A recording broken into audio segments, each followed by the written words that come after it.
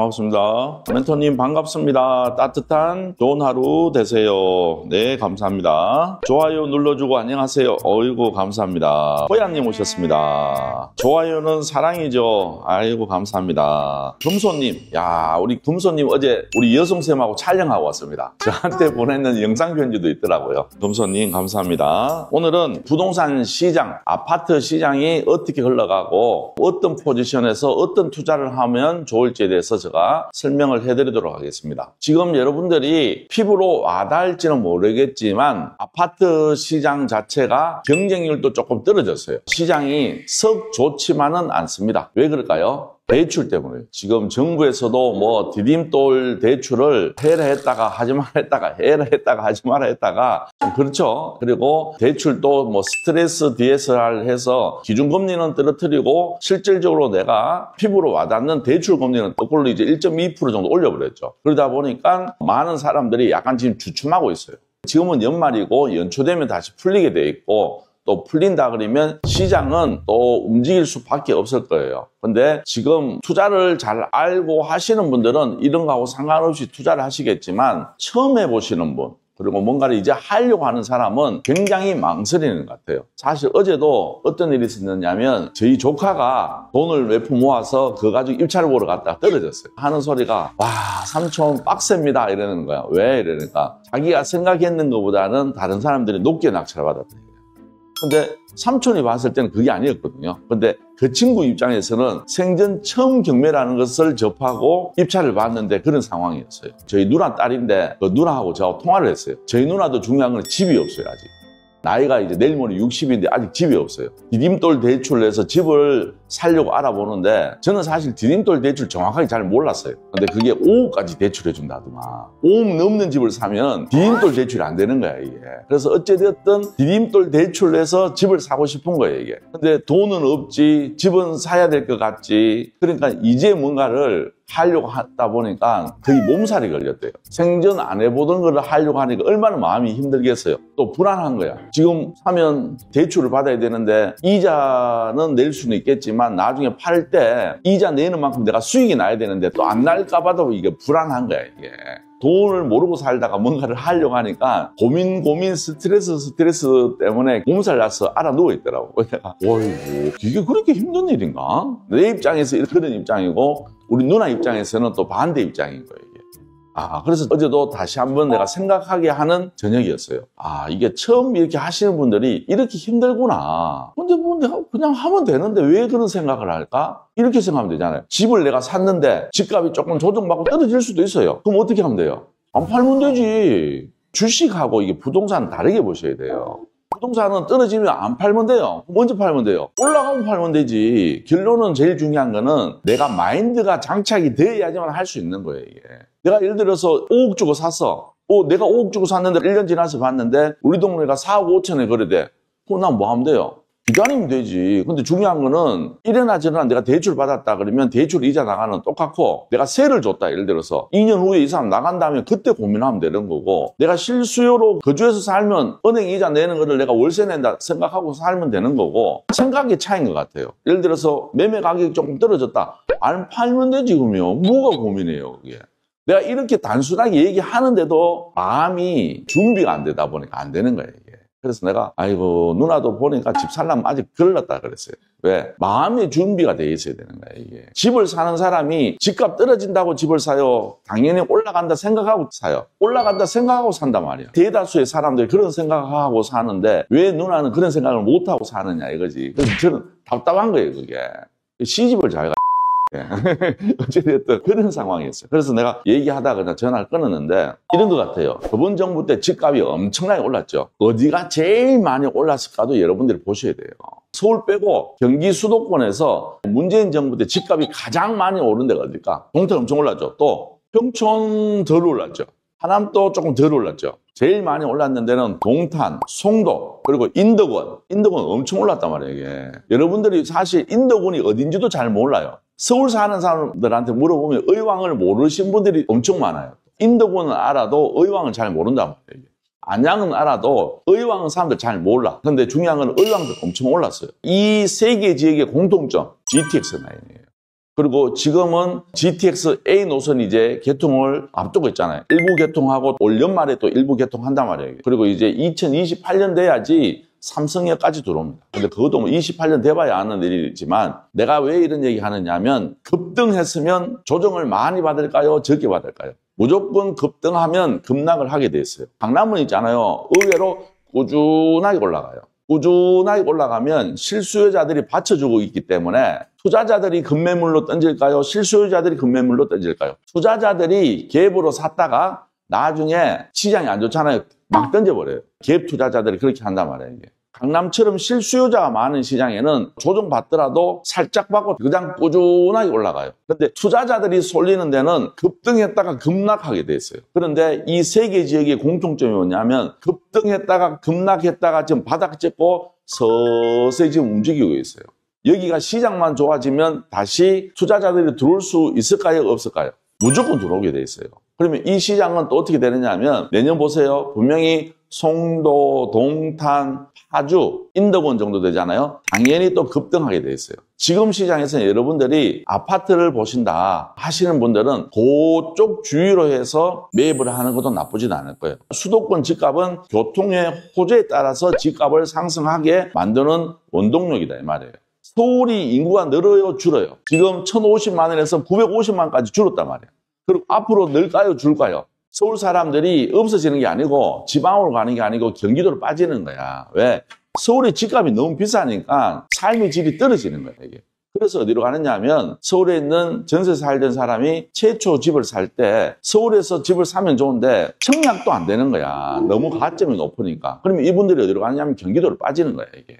그러면 잘 생각해 보세요. 한 번 경기도로 빠지면 서울 못 들어요. 진짜 못 들어요. 왜? 경기도 집은 어떻게 됩니까? 야금야금 조금씩 오르지만 서울 집값은 많이 오르기 때문에.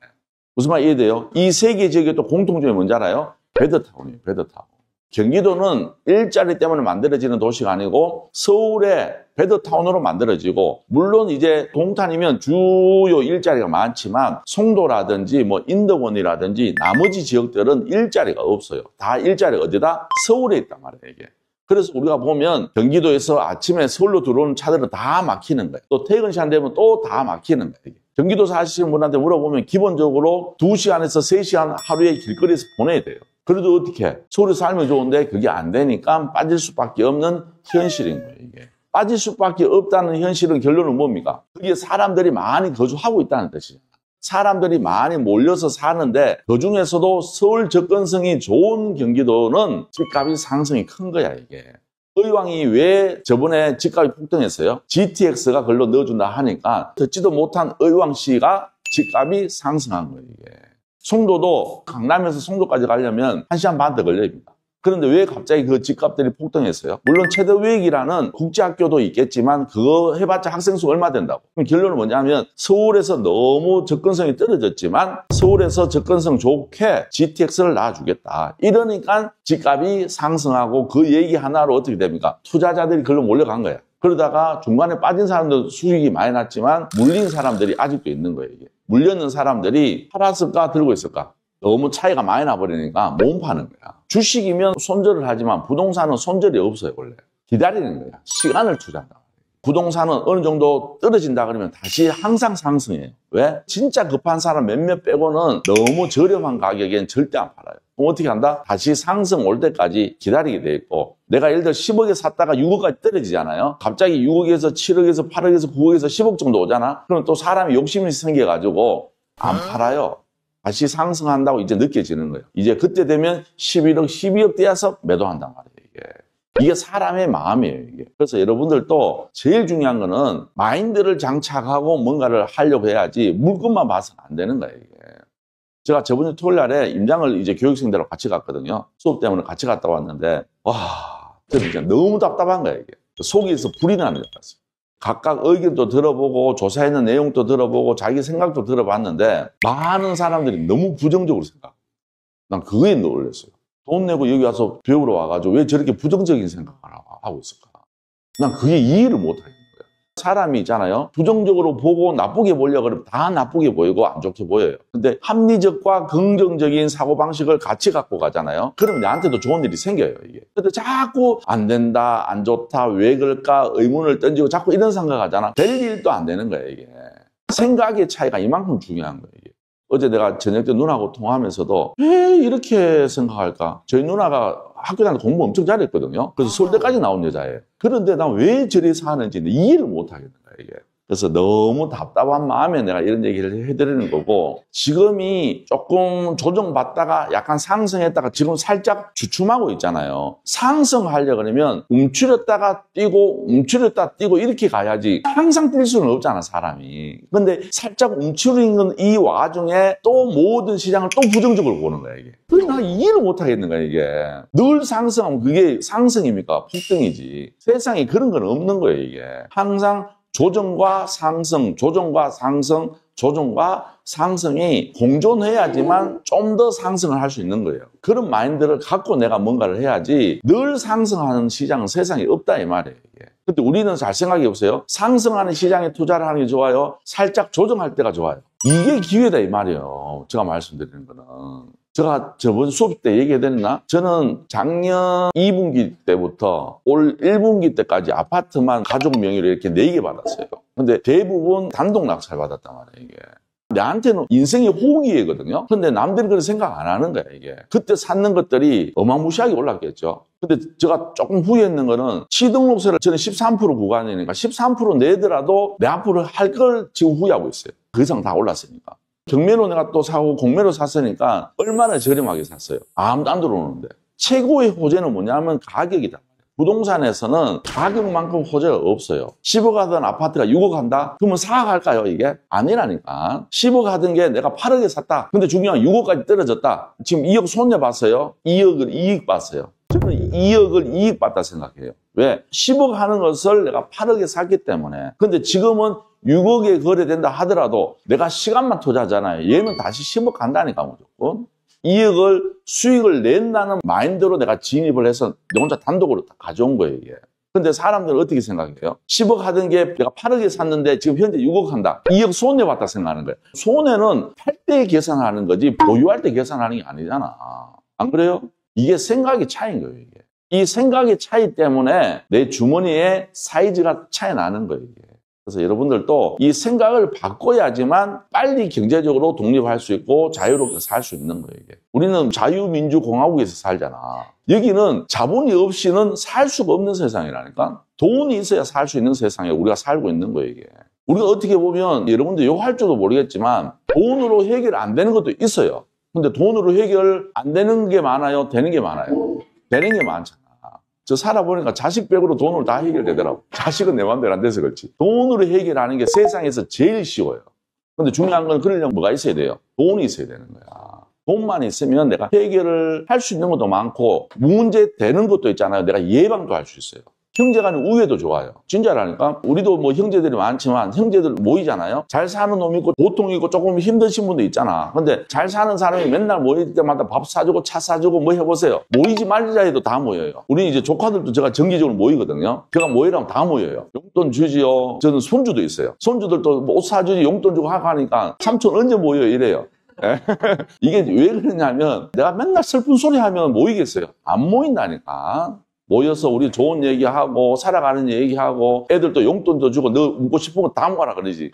그럼 얼마나 잘 모이겠어요. 이렇게 되면 가족도 화합이 된다니까. 없는 화목도 생길 수 있어요. 내가 이렇게 얘기하면 조금 욕할 수도 있는 분도 계시겠지만 우리가 자본주의에 살기 때문에 그래도 없는 것보다는 있으면 조금 더 나아요. 그건 확실한 것 같아요. 생각을 바꿔야 주머니의 사이즈가 틀려진다는 것을 오늘 꼭 말씀드리고 싶었고, 지금 여러분들이 아파트 시장에서 시장이 안 좋다고 평가하지 말고 지금은 약간의 조정기니까 이게 내 인생의 기회다. 이 기회를 꼭 잡으시기를 진짜 바라는 마음으로 오늘 제가 이렇게 방송을 하는 겁니다. 어떻게 보면 내년에 또 금리가 떨어지고 대출이 조금 더 풀리기 전에 인생의 기회를 꼭 잡으셔서 꼭 경제적 자유로 가시길 바라겠습니다. 알았죠? 저도 이번에 드낙찰 수업 들으면서 너무 부정적인 분들을 다시 만나기가 꺼려졌어요. 왜 돈 내고 와서 계속 부정적으로 이야기할까? 물을 흐리게 하더라고요. 공감해요. 그러니까 제일 안타까운 게 그거예요. 돈 주고 와서 배우러 왔으면 그럼 좋은 생각을 하시려고 노력해야지 왜 부정적인 생각을 하는지 난 이해를 못하겠어요. 역시 부동산 투자의 99%는 멘탈인가 봅니다. 맞습니다. 이게 제일 중요한 거는 멘탈을 장착이 돼야지만 이게 내가 몸이 움직여요. 하지만 해도 저는 합니다. 왜? 저는 확신이 있기 때문에. 뭐 어떤 확신? 앞으로 우리가 뭐 경제가 좋든 나쁘든 우리는 계속 성장할 수밖에 없고 부동산 가격도 상승할 수밖에 없다는 확신을 갖고 있기 때문에. 그래서 여러분들도 어떻게 생각할지 모르겠지만 어찌됐든 내가 뭔가 하지를 않으면 아무 일도 안 일어날 것이고 아무 일도 안 일어나면 당장은 내가 편할 줄 모르겠지만 세월이 지나가면 무조건 후회하실 거다. 이렇게 해서 저는 생각하고 오늘 여기서 마무리하도록 하겠습니다. 날씨 너무 좋죠? 날씨 너무 좋으니까 다들 오늘 화창한 날 단풍놀이 겸 임장 다니시면서 좋은 하루 되시길 바라겠습니다. 지금까지 드낙찰 옥션의 김현태였습니다. 감사합니다.